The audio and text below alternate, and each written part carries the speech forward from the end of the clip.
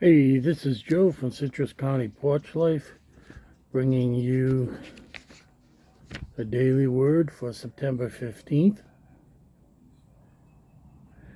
And the word today is ethical. And this is the biblical quote. When then Jesus said, "Give to Caesar what belongs to Caesar, and give to God what belongs to God," his reply completely amazed them. Mark 12:17. Partnership, S Corp, extensions, and quarterly taxes, all a sum are due around this time. It is the right of the government to collect on services rendered to citizens of any country. Few are exempt. Those few live without the burden of making sure that what they do is right come tax time. It can be an ethical dilemma for every person when they see how much the government takes. It has been for all of history. Jesus was challenged a few times regarding this, and he gave such a simple answer: rend what is due. In the same chapter, he tells the story of a widow who gave all that she had to God. We should question if something is right or wrong to do. But when we question for our own gain, that is when we need outside counsel. God wants us to trust him, not in how we can cheat the government out of taxes. Rend it. Trust God. And the question today is, when it comes to money, can you trust God to take care of you? Well, this biblical quote is very interesting. This really wasn't a legitimate question that the ones that confronted Christ were asking. They wanted to trick him. In Israel at that time, in Jerusalem specifically, there was temple money and there was Roman money. The temple acted as the treasury of the Jewish state, and they wanted to trick him,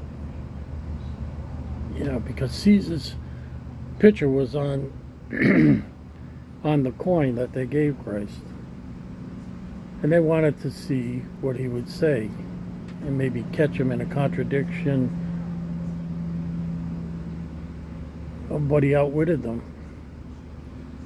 He said, "Give to Caesar what belongs to Caesar," because he asked them whose picture was on the coin, "and give to God what belongs to God."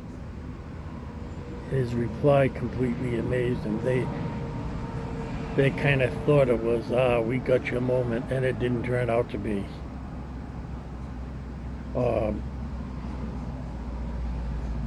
But the government, instituted by men,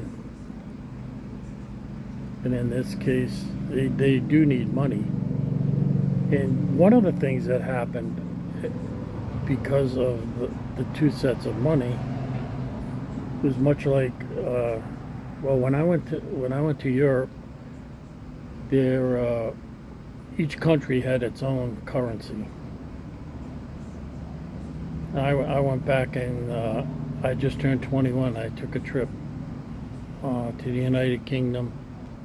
I went to France and Germany and all around. And back then, before they had the euro, every country you went into, you had to change your money over to that currency. And on each transaction, someone's making money on it. So if you go to enough countries, you're losing. Say like the transaction fee was maybe 5%, you lose 5%. Lose 5% in this country, 5%. Money makers are taking all of the whatever you had, and it was like that at the temple when people came. If you were a Jew in another part of the Roman Empire, and you came to the temple to make an offering or to buy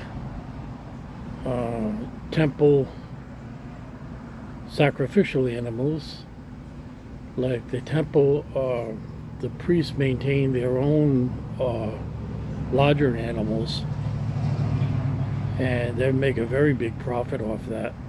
Of course, they weren't allowed to work.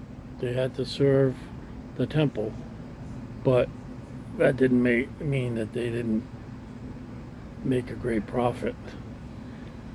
And so you had to change Roman money into temple money. And people would lose on the cost of it. I mean, if you're buying a turtle dove to sacrifice, there was a hierarchy of sacrifice in the Old Testament, and it's listed with starting with the bulls, and going down to little turtle doves, if that's all you could afford. And so they made a cut on everything. You had the fee. They made money on the actual transition, turning one money into another, and then they jacked up prices for the animals that they sold, and that is why the Lord went in and turned over the table of the moneylenders. He said, "You have made this a den of thieves." And that wasn't very ethical. I just threw this in as a little backdrop. Some people might not be familiar with that. And one year I wanted to go to a Shabbat service. And I used to go to an AA meeting on the east side of Providence, which is home to a lot of synagogues and Jews. And I saw a sign in one coffee shop that there was a thing called Shabbat across America. So I called them up. I said, "I'm not Jewish, but I would like to go to Shabbat across America." And so they put me in touch with the rabbi at Touro Synagogue in Newport, the oldest continuous synagogue in America. And I talked to him. And what he said to me, he says, "Now we do have a fee associated with this dinner." He said, "But I cannot touch money." He said, "So I'm going to have to trust you that you put it in an envelope." He said, "When you get in the building, just slide it under my door. I cannot touch money on the Sabbath." And so that's what I did. So that's kind of like a throwback to only being able to use temple money on the Sabbath.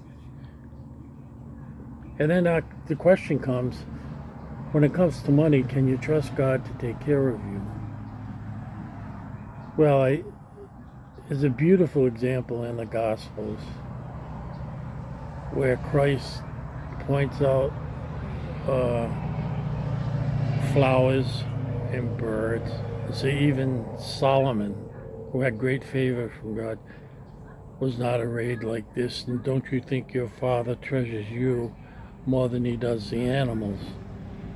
And that was kind of an answer to it. We trust God for everything. Even Solomon, in all his glory and riches, knew that everything came from God. He wasn't taking anything out of this world. He may have a lot of riches while he's alive, but someone else is going to get that stuff when you're dead. Just like if you bought a brand new car and dropped dead the next day, you're not riding it into heaven.